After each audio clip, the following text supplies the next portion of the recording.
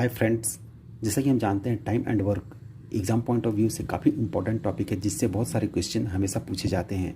तो time and work के इस फोर्थ वीडियो में हम लोग अल्टरनेट वर्किंग पर बेस्ट क्वेश्चंस को समझने की कोशिश करेंगे। So let's start. Alternate working के अंतर्गत जनरली प्रॉब्लम दिए रहते हैं कि कुछ लोग बारी बारी से अर्थात अल्टरनेट डेज एक एक दिन छोड़ के काम करते हैं, तो हमें निकालना होता है कि कोई काम कितने दिनों में फिनिश हो जाएगा। तो इसके लिए की कंसेप्ट ये है कि जब कोई भी काम फिनिश हो जाता है वो 1 हो जाता है। एक कंप्लीट वर्क का वैल्यू 1 होता है, तो हमें 1 के नज़दीक पहुंचना होता है। इसके लिए कोई हार्ड फास्ट फार्मूला नहीं होता है, बस जनरल कंसेप्ट के आधार पर इस कैटेगरी के क्वेश्चन बनते हैं।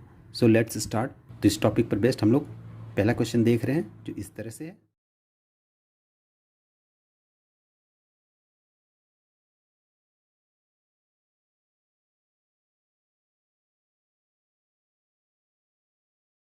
तो फ्रेंड्स, हम लोग सबसे पहले क्वेश्चन को समझने की कोशिश करते हैं। 3 पर्सन है ए, बी और सी। इसमें ए किसी काम को 12 दिनों में पूरा कर सकता है, बी उसी काम को 16 दिनों में पूरा कर सकता है और सी उसी काम को 20 दिनों में पूरा कर सकता है। परंतु पहला दिन ए काम करता है, दूसरा दिन सिर्फ बी काम करता है और तीसरा दिन सिर्फ सी काम करता है, और यही चेन, यही प्रक्रिया चलती रहती है जब तक कि काम पूरा नहीं हो जाता है। तो काम पूरा करने में कितने दिनों का समय लगेगा?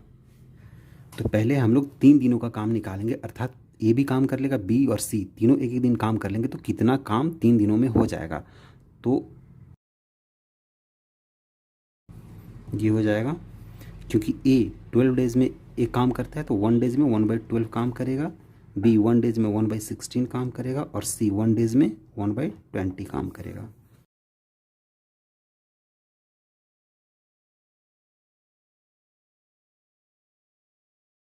तो हम लोग देखते हैं कि 3 डेज में कितना वर्क हुआ है। तो इतना 47/240 वर्क हुआ है। तो वर्क कंप्लीट तब माना जाएगा जब ये 1 हो जाए। तो हम लोग 1 के निकट पहुंचने की कोशिश करेंगे। तो हम लोग यहाँ पर और यहाँ पर ऐसे डेज से मल्टीप्लाई करेंगे कि इसका वैल्यू 1 या 1 के निकट हो जाए। तो यहाँ पे अगर 47 × 5 करते हैं तो आता है 235।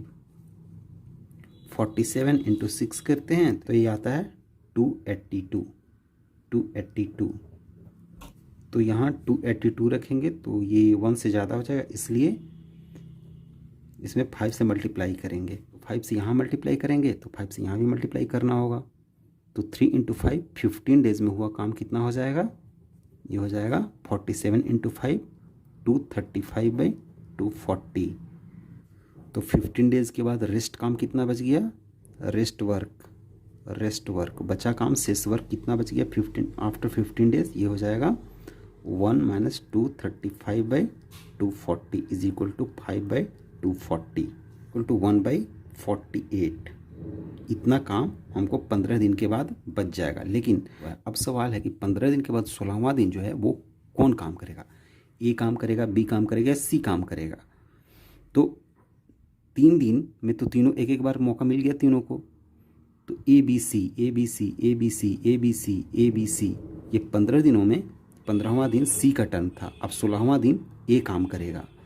ए एक दिन में 1/12 वर्क करता है, परंतु वर्क कितना बचा है? 1/48, जो कि 1/12 से काफ़ी कम है।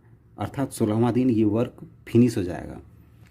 तो हम लोग ये फार्मूला जानते हैं, M1 × D1/W1 is equal to M2 × D2/W2। ये फार्मूला हम लोगों ने प्रीवियस वीडियो में देखा है। तो M1 जो यहाँ पर है, ए है, सेम पर्सन है, तो ये कैंसिल आउट हो जाएगा। तो 16वां दिन क्योंकि ए के लिए है तो D1 का वैल्यू कितना हो जाएगा? 12 डेज में एक वर्क करता है। ए के लिए अगर बात करते हैं तो 12 डेज में 1 वर्क करता है। तो डी डेज में कितना वर्क बाकी है? 1/48 इज इक्वल टू, इसको हम लोग लिख सकते हैं ऐसे, 12 इज इक्वल टू 48 ऊपर चल जाएगा 48D। तो ये हो जाएगा 4। This imply D is equal to 1/4। Therefore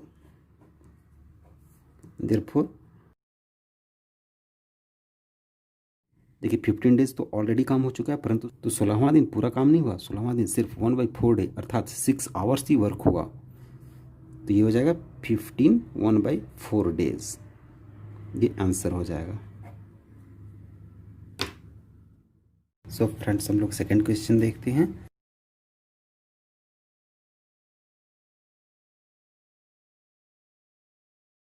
सबसे पहले क्वेश्चन को समझते हैं। दो पर्सन है, ए 20 डेज में वर्क को कर लेता कंप्लीट, बी 15 डेज में वर्क को कंप्लीट कर लेता है। यदि ए से स्टार्ट करते हुए अल्टरनेट वर्क करते हैं, पहला दिन ए, फिर दूसरा दिन बी, तीसरा दिन ए, चौथा दिन बी, इस तरह से करते हुए कितने दिनों में वर्क पूरी तरह से कंप्लीट हो जाएगा। तो यहाँ हम सबसे पहले ए का और बी का दोनों को मिला के 2 दिन का काम निकालते हैं कि 2 दिन में कितना काम हुआ। 2 डेज में कितना वर्क हुआ। पहला डे ए 1/20 वर्क किया और दूसरा डे बी 1/15 वर्क किया।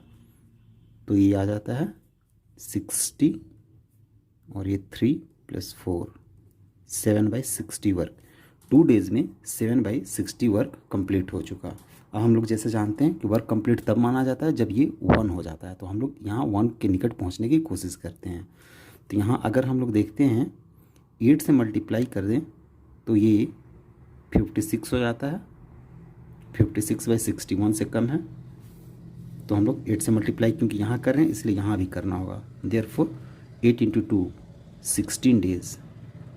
16 डेज में कितना वर्क कंप्लीट हो जाएगा। 56/60, ये 4 से कट जाएगा 14 और 15, 14/15 वर्क कंप्लीट हो चुका रहेगा। 16 डेज में 14/15 वर्क कंप्लीट हो जाएगा। तो 16 दिन के बाद कितना काम बचेगा।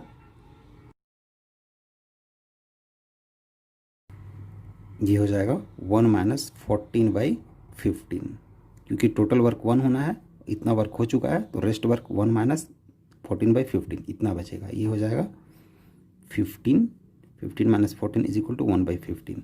तो 16 दिन काम होने के बाद अब इतना वर्क 1/15 वर्क शेष रह जाता है। और 16वां दिन कौन काम किया था। जाहिर है कि पहला दिन ए, दूसरा दिन बी, तीसरा दिन ए, चौथा दिन बी, तो 16वां दिन बी का टर्न होगा। फिर 17वां दिन कौन काम करेगा। 17वां दिन ए काम करेगा। तो वर्क डन। तो 17वां दिन में कितना काम हो जाएगा। ये हो जाएगा 1/20, क्योंकि ए एक दिन में 1/20 वर्क ही कर पाता है। अब हम पाते हैं कि 16वें दिन के बाद इतना काम बाकी था। 17वां दिन इतना काम हो गया, तो अब 18वें दिन के लिए कितना काम बच गया। Rest work for 18th day, ये बच गया 1/15 - 1/20, ये हो गया 64 - 3 = 1/60। तो 18वें दिन के लिए 1/60 वर्क हमको बच जाता है। तो 18वां दिन किसका टर्न होगा। 18वां दिन बी का टर्न होगा। हम लोग ये फॉर्मूला जानते हैं, M1 D1/W1 = M2 D2/W2। क्योंकि बी है, एक ही पर्सन है, सेम पर्सन है, इसलिए M कैंसिल हो जाएगा। बी के लिए बात करते हैं तो देखते हैं बी 15 डेज में 1 वर्क को कंप्लीट कर पाता है। तो D2 सपोज X डेज में W2 कितना वर्क बचा हुआ है। 1/60 वर्क इसको करना है, 1/60 वर्क को कंप्लीट करेगा। यहाँ से आ जाएगा 15 = 60x। This is x = 15/60 = 1/4 days. तो 18वां दिन पूरा कंप्लीट डे नहीं लगा, बल्कि उस डे का 1/4 पार्ट ही लगा, अर्थात 6 घंटे। देयरफॉर कितने दिनों में वर्क कंप्लीट होगा। 18 1/4 डेज आंसर। तो ओके फ्रेंड्स, आई होप कि इस वीडियो से आप लोग अल्टरनेट डेज वर्किंग पर बेस्ड क्वेश्चन को अच्छी तरह से समझ पाए। In next video we will meet with some other topic. Till then bye bye and have a good day.